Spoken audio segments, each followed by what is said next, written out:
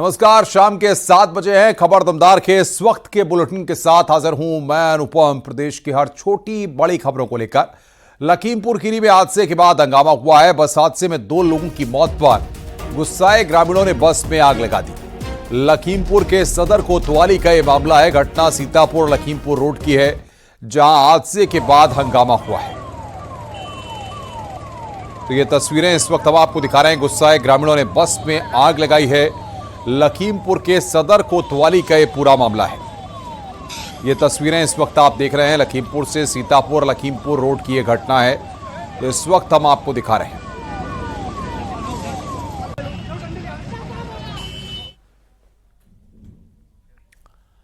कुशीनगर में मां दुर्गा की प्रतिमा ले जा रहे लोगों पर पथराव हुआ है। समुदाय विशेष के लोगों पर पथराव करने का आरोप है। कई लोग घायल भी हुए हैं। डीजे पर भजन बजने को लेकर मुस्लिम युवक से विवाद के बाद पथराव हुआ। घटना पटरौना कोतवाली क्षेत्र के छावनी की है। पथराव की सूचना मिलते ही मौके पर भारी भीड़ इकट्ठा हो गई। मौके पर पहुंची पुलिस से भी लोगों की धक्का मुक्की हुई। पुलिस ने कई लोगों को हिरासत में लिया। एएसपी सीओ समेत भारी पुलिस बल मौके पर तैनात है। मां दुर्गा की प्रतिमा भिस्वा लाला में स्थापित होनी थी।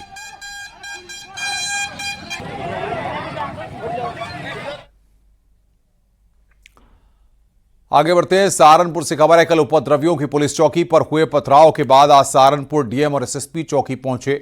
इस मौके पर गांव वालों के साथ बैठक कर उनसे बातचीत की गई। अधिकारियों ने पूरे इलाके का दौरा भी किया। डीएम एसएसपी ने बताया कि करीब 13 लोगों को गिरफ्तार किया गया है और करीब 30 लोगों को वीडियोग्राफी के फुटेज के आधार पर चिन्हित किया गया है।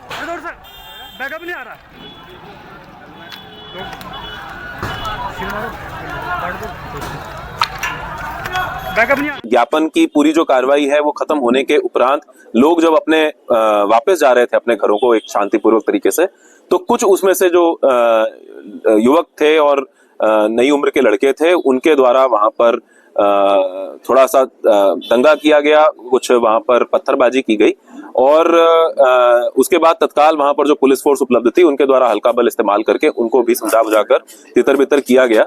लेकिन साथ ही साथ पूरी घटना की जो वीडियोग्राफी कराई गई, उसके आधार पर लगभग 20 लोगों को चिन्हित करके उनके खिलाफ मुकदमा पंजीकृत किया गया और अज्ञात लोगों के खिलाफ भी पंजीकृत किया गया। इसमें पुलिस के ऊपर पथराव किया गया था, जिसमें कि पुलिस के द्वारा मुकदमा पंजीकृत करके 13 लोगों को गिरफ्तार किया गया। और आज यहाँ पर जो गांव के जो लोग हैं, इनके साथ डीएम साहब और मेरे द्वारा शांति समिति की जो मीटिंग है वो इनके साथ की गई है और इनको निर्देश दिए गए हैं कि इस तरह की जो घटना में जो भी शामिल लोग हैं उनके खिलाफ सख्त कार्रवाई की जाएगी और भविष्य में इस तरह की जो भी कार्रवाई काम करेगा उसके खिलाफ और अधिक कठोर कार्रवाई पुलिस की तरफ से की जाएगी। तो इस पूरे प्रकरण में गांव में एक बहुत बड़ा गांव है, सभी गांव वालों के द्वारा आकर बताया गया कि वो उस घटना के लिए शर्मिंदा है। वहीं अति नरसिम्हानंद के विवादित बयान के बीच सीएम योगी ने सख्त आदेश जारी किया है। सीएम योगी ने कहा है कि किसी भी जाति, मत, मजहब या संप्रदाय से जुड़े देवी देवता, महापुरुषों या साधु संतों के खिलाफ अपमानजनक टिप्पणी बर्दाश्त नहीं की जाएगी। साथ ही विरोध के नाम पर अराजकता भी बर्दाश्त नहीं की जाएगी। सीएम योगी ने यह आदेश मुख्य सचिव, डीजीपी, अपर मुख्य सचिव गृह और दूसरे विभागों के अफसरों के साथ कानून व्यवस्था को लेकर हुई बैठक के दौरान दिए। सीएम योगी ने सख्त चेतावनी दी है कि कोई भी व्यक्ति अगर आस्था के साथ खिलवाड़ करेगा या अभद्र टिप्पणी करेगा तो उसे कड़ी सजा दी जाएगी।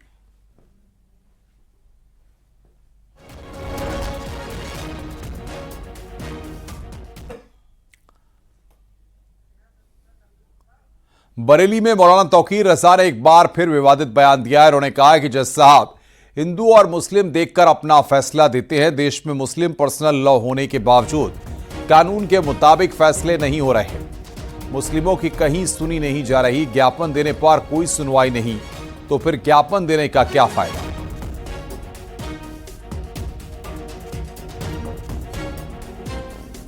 राष्ट्रपति को ज्ञापन दे दें। राष्ट्रपति क्या मुख्तार है?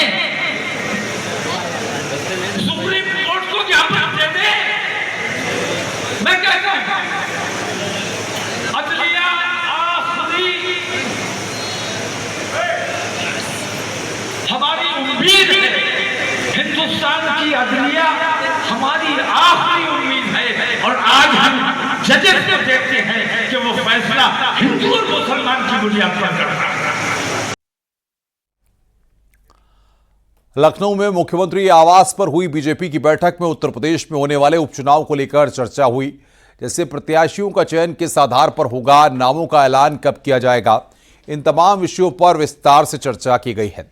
नामों का चयन जातीय समीकरण के आधार पर होगा या फिर क्षेत्रीय समीकरण साधा जाएगा, हर एक विषय पर चर्चा हुई है। उपचुनाव वाले क्षेत्र के तमाम स्थानीय मुद्दों के अलावा कार्यकर्ताओं और नेताओं से मिले फीडबैक पर भी चर्चा हुई। इसी महीने उपचुनाव की अधिसूचना जारी हो सकती है। बैठक में प्रदेश अध्यक्ष भूपेंद्र चौधरी, संगठन मंत्री धर्मपाल सिंह, डिप्टी सीएम ब्रजेश पाठक के साथ कई अन्य पदाधिकारी शामिल हुए।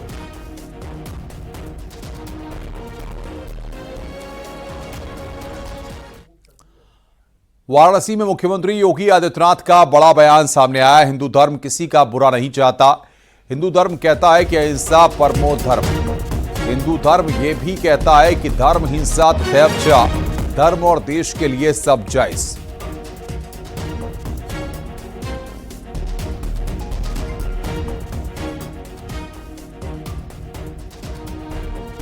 जो भारत आज से 10 वर्ष पहले दुनिया की 10वीं 11वीं बड़ी अर्थव्यवस्था थी, आज वह 5वीं बड़ी अर्थव्यवस्था बन चुका है। अगले 3 वर्ष के अंदर भारत दुनिया की 3री बड़ी अर्थव्यवस्था बनेगा। आर्थिक दृष्टि से भारत को दुनिया की बड़ी ताकत बनाना, लेकिन आध्यात्मिक और सांस्कृतिक दृष्टि से समृद्ध विरासत हमारे पास है, इसका संरक्षण करने के लिए भी हम सबको मिलकर के कार्य करना होगा। हमारा हिंदू धर्म किसी का अहित नहीं चाहता। वह स्पष्ट कहता है अहिंसा परमो धर्म, लेकिन ये भी जोड़ता है धर्म हिंसा तथैव च, यानी अहिंसा परम धर्म है, लेकिन अगर राष्ट्र की रक्षा करने के लिए, धर्म की रक्षा करने के लिए, निर्दोष लोगों को बचाने के लिए हिंसा करनी पड़े तो धर्म सम्मत मान्य है। और यह आह्वान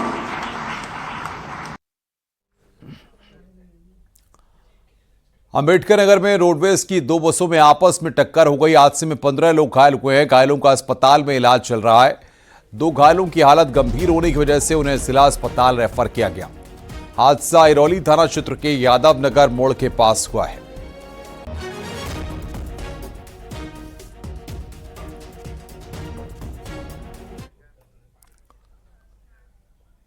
संभल में ग्लास फैक्ट्री की जमीन पर बने 80 घर खाली कराए जाएंगे। हाईकोर्ट के आदेश पर डीएम ने मकान खाली कराने के लिए मुनादी कराई। 3 दिन में मकान खाली करने को कहा गया है। मामला बहजोई के कांच फैक्ट्री इलाके का है। जिन 80 मकानों को खाली कराने के लिए मुनादी कराई गई है, वो फैक्ट्री की जमीन पर बने हैं। इन मकानों को खाली कराया जा रहा है।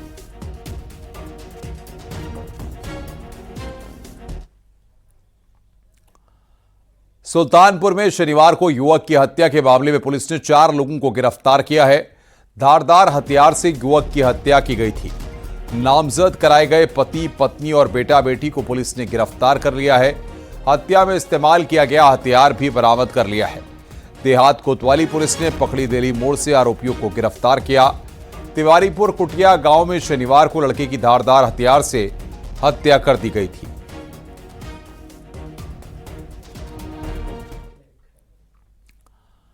हरदोई में छात्राओं से बाइक सवार मनचले ने छेड़छाड़ की। आरोपी बाइक सवार ने सड़क किनारे जा रही छात्रा का दुपट्टा खींचा है। वीडियो 1 महीना पुराना बताया जा रहा है। मनचले बाइक सवार की करतूत सीसीटीवी में कैद हुई है। पुलिस के अधिकारी छात्रा के परिजनों से मिले पहुंचे हैं। मामला बिलग्राम थाना इलाके का बताया जा रहा है।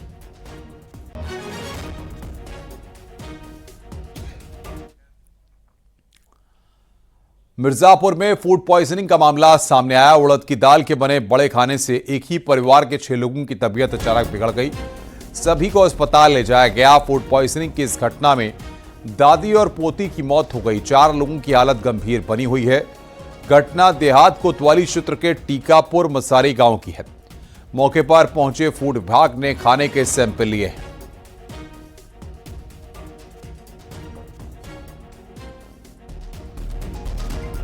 तो इसमें 3 लोग वहाँ पे भर्ती हैं जिनकी स्थिति सामान्य है, जैसा कि डॉक्टर से बात हुई थी। उसके उसके उपरांत हम लोग उनके घर पे आए हैं। घर पे जो बताया गया कि एक पतिया देवी थी जिनकी उम्र लगभग 65 वर्ष थी और एक बच्ची थी सरिता, उम्र लगभग 14 से 15 वर्ष। ये लोग रात में घर का बड़ा खाना बना के खाए थे और उसके बाद उल्टी दस्त हुई। फिर अस्पताल ले गए। अस्पताल ले जाने से पूर्व ही वो जो वृद्ध महिला थी पतिया देवी वो एक्सपायर हो गई। लखनऊ में विधानसभा के सामने एक लड़के ने आत्मदाह की कोशिश की है। खुद को आग लगाने वाले लड़के का नाम मुन्ना विश्वकर्मा बताया जा रहा है। युवक पुराने लखनऊ के सादतगंज थाना क्षेत्र का रहने वाला है। गंभीर अवस्था में युवक को अस्पताल में भर्ती कराया गया है, जहां उसका इलाज चल रहा है। युवक ने सादतगंज पुलिस पर कार्रवाई न करने का आरोप लगाया था। युवक की सुनवाई न होने पर उसने विधानसभा के सामने खुद को आग लगा ली। पुलिस के मुताबिक खुद को आग लगाने वाला मुन्ना विश्वकर्मा का बंगाल टेंट हाउस के मालिक रंजीत चक्रवर्ती के साथ पैसों के लेन देन का विवाद है। देखिए, एक व्यक्ति है जिनका नाम है मुन्ना विश्वकर्मा, जो कि करीब 40 वर्षीय है। उन्होंने आत्महत्या का प्रयास किया था और ये कोई ज्वलनशील पदार्थ अपने ऊपर डाल करके ही वहाँ पर आए मौके पर और उन्हें आग लगाई। तत्काल जो आपदा निरोधक दस्ता है उसके द्वारा इनको सर्व किया गया और सिविल हॉस्पिटल इनको लाया गया। अब ये इलाजरत है यहाँ पर। डॉक्टर से जो प्राथमिक बात हुई है उसके आधार पर लगभग 50% बर्न इंजरीज इनको आए हैं। आगे की जाँच प्रक्रियाधीन है। अभी आगे जैसा भी होगा आपसे साझा किया जाएगा। कौशाम्बी में दुधमुही बच्ची के साथ मारपीट करने वाली मां के खिलाफ केस दर्ज हुआ है। केस दर्ज होने के बाद महिला के परिजनों और ससुराल वालों के बीच मारपीट हुई है। मारपीट में दोनों पक्ष के कई लोग घायल हुए हैं। मोबाइल भी टूट गए। दरअसल केस दर्ज होने के बाद महिला के परिवार के लोग बेटी को लेने ससुराल गए थे, जहां दोनों पक्ष के लोगों के बीच मारपीट हुई है। मासूम बच्ची को पीटने का वीडियो सामने आने के बाद पति ने अपनी पत्नी के खिलाफ केस दर्ज कराया। घटना मंजनपुर थाना के खेरवा गांव की है।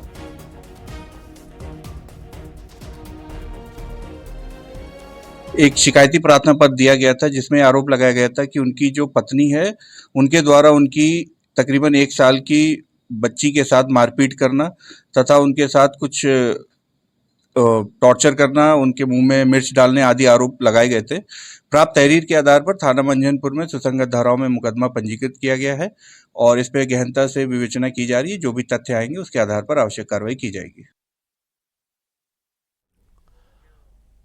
वहीं आरोपी महिला ने अपने पति पर ही अवैध संबंध के आरोप लगाए हैं। महिला ने कहा कि गुस्से में बच्ची को मारा था। पति के अवैध संबंध हैं, इसलिए ससुराल वाले मुझे पीटते हैं।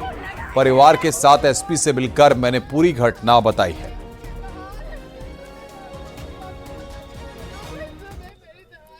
ये छोटी मोटी बातों पे उनका शायद अफेयर है किसी बात का। वो हर चीज पे मेरे जब से मेरी बेटी हुई तब से ही वो लड़ते झगड़ते रह गए हैं। किससे अफेयर है? इनकी भाभी से शायद अफेयर है। आज क्या हुआ है? आज सर मेरे पिताजी मुझे बुलाने गए। इन्होंने पूरे घर मतलब मिल के हमको मारा। मेरे भाई को, मेरे माँ को, मेरी चाची को, मेरे पापा को, मेरे घर वालों को, सबको मारा। कल भी आए थे, तब भी इन्होंने ऐसे मतलब 112 नंबर आई थी तो अभी पूछ लीजिए। तो इन्होंने मारा पीटा और आज भी इन्होंने इस तरह मतलब बेकदरी की। और 3 दिन पहले इन्होंने हमें बहुत मारा। किसी बच्चा पासी को रिश्तेदार को बुला के इन्होंने मुझे बहुत मारा। घसीटवा के पूरे घर बाहर घर के सामने मेरे जेठ लवलेश और मेरे देवर जितेंद्र कुमार ने मुझे बहुत मारा। पड़ोसी हमसे बताते थे कि तुम्हारी बेटी दिन भर रोती रहती है, कोई मारता है के अंदर, ऐसे बताएं। तो सर हमें लगा कि ये परिवार से अलग है, इस कारण हमारी पत्नी नाखुश है हमसे, इस कारण हो सकता है कि मारती पीटती हो। तो फिर इसको हम लेकर यहाँ गांव अपने, हमारा गांव खैरवा है, यहीं पर लेकर चले आए 4-6 दिन पहले। फिर सर यहाँ हमने वीडियो बनवाने का, यहाँ भी वही समस्या थी रोने पीटने की। घर वाले भी हमें बताएं कि यार रोते थे, क्या बात है कमरे में।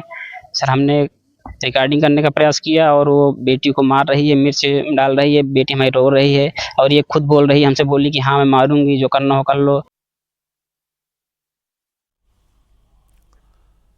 कानपुर में बूढ़ों को जवान बनाने का झांसा देकर 35 करोड़ ठगने वाले राजीव कुमार दुबे ने सरेंडर कर दिया है।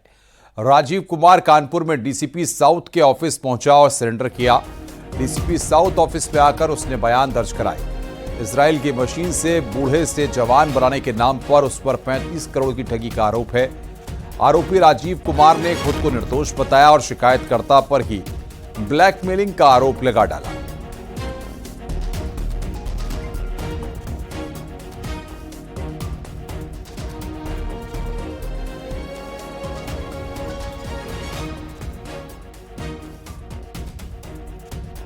ये सारी थ्योरी उनकी है। आप अगर उन्होंने ये थ्योरी बनाई, उन्होंने एक पूरा थ्योरी कड़ी कि 35 करोड़ रुपए की मतलब वहां पर एक ठगी करी गई। आपको जान करके हैरानी होगी कि 35 करोड़ तो भूल जाइए, उस पूरी कंपनी में सिर्फ 40 लाख रुपए का ही मतलब व्यापार हुआ था। तो जहां 40 लाख का व्यापार होगा वहां 35 करोड़ की ठगी कैसे हो जाएगी। उन्होंने ये कहा कि मैं वीजा बनवा करके विदेश भाग जा रहा हूं। उनको यही नहीं पता कि मेरा 1.5 साल से मतलब पासपोर्ट एक्सपायर है। दूसरी चीज, अगर कोई इंसान ठगी करना चाहता है तो वो ठगी मतलब अपनी ओरिजिनल आईडी, अपनी वाइफ को पार्टनर बना करके और एक अपने स्थान पर बैठ करके ठगी करेगा। कुछ समय पहले किदवई नगर में इस संबंध में एक अभियोग पंजीकृत किया गया था। उसी में पूछताछ के लिए इस व्यक्ति को यहाँ पर बुलाया गया है। अभी पूछताछ जारी है। अभी इस पूरी प्रक्रिया में इन्वेस्टिगेशन चल रहा है। अभी इन्वेस्टिगेशन जारी है। जब पूरा हो जाएगा तो डिटेल शेयर कर दी जाएंगी। गिरफ्तार किया गया या कार्रवाई की जा रही है? अभी पूछताछ की जा रही है। मेरठ में मौलाना को गोली मारने के मामले में आरोपी सरताज ने दिल्ली में सरेंडर किया है। आरोपी ने मस्जिद में घुसकर मौलाना को गोली मारी थी। लिसाड़ी गेट के कासमी मस्जिद का मामला है। बताया जा रहा है कि आरोपी मौलाना की डांट से नाराज था।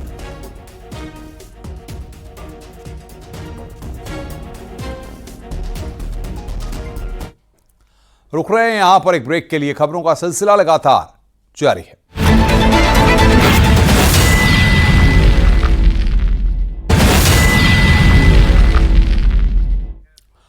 अमरोहा से बड़ी खबर है। नाबालिग छात्रा को घर से अगवा कर एसिड अटैक किया गया। 8वीं की छात्रा को नाजुक हालत में हायर सेंटर रेफर किया गया है। छात्रा के साथ गैंगरेप की आशंका है। बड़ी खबर अमरोहा से इस वक्त हम बता रहे हैं। नाबालिग छात्रा पर एसिड अटैक हुआ है। घर से अगवा कर एसिड अटैक किया गया है। ये बड़ी खबर बता रहे हैं। घर से अगवा कर एसिड अटैक किया गया। छात्रा के साथ गैंगरेप की आशंका। सर किसी ने 3 बजे का मामले की बात है। कहाँ पे? ग्राम पथरा न कहाँ पे? लड़की कहाँ पे? घर पे या कहीं खेत पे? घर से ही मुँह बीच के लेके कीकरों में, गांव के पास में है, इधर हैदलपुर की तरफ। अच्छा। कोई जानकारी मिली कौन लेगा? जानकारी अभी ना 2 आदमी बता रहे, पहचानने में नहीं आई। किस समय का मामला है? सुबह 3-4 बजे के बीच। कोई तहरीर वगैरह दी है क्या? हाँ जी, तहरीर अब लिखवाई है। लिखवा दी तहरीर। और बातचीत करेंगे शिवम, हमारे संवाददाता हमारे साथ फोन लाइन पर जुड़ रहे हैं। शिवम, कब की घटना है, क्या निकलकर सामने आ रहा है?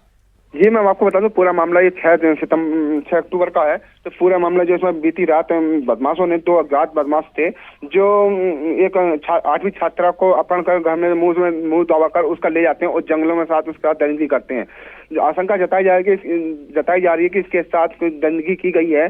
फिलहाल पुलिस ने पूरे मामले में छानबीन करने में जुटी है और जो इसके ऊपर एसिड अटैक भी किया गया है। जब किसी तरीके से अपने घर पहुंची चंगुलों से छूटकर, तो उसने पूरी घटना के बारे में परिजनों को बताया। तो जिसके बाद परिजनों ने उसकी तहरीर पुलिस को दी। और बहुत बहुत शुक्रिया आपका हमारे साथ जुड़ने के लिए और बातचीत करने के लिए। आजमगढ़ में गरीब हिंदुओं को ईसाई बनाने का सनसनीखेज मामला सामने आया है। मामला कंदरापुर थाना क्षेत्र के पांडे चौरा गांव का है। एक घर में ईसाई प्रार्थना सभा की जा रही थी। घर में सैकड़ों की तादाद में महिलाएं मौजूद थीं। मौके पर पहुंची पुलिस ने ईसाई प्रार्थना सभा रुकवाया और मकान मालिक समेत 3 लोगों के खिलाफ केस दर्ज किया है। आरोप है कि बीमारियां दूर करने का और पैसे का लालच देकर हिंदुओं को ईसाई बनने के लिए प्रेरित किया जा रहा था।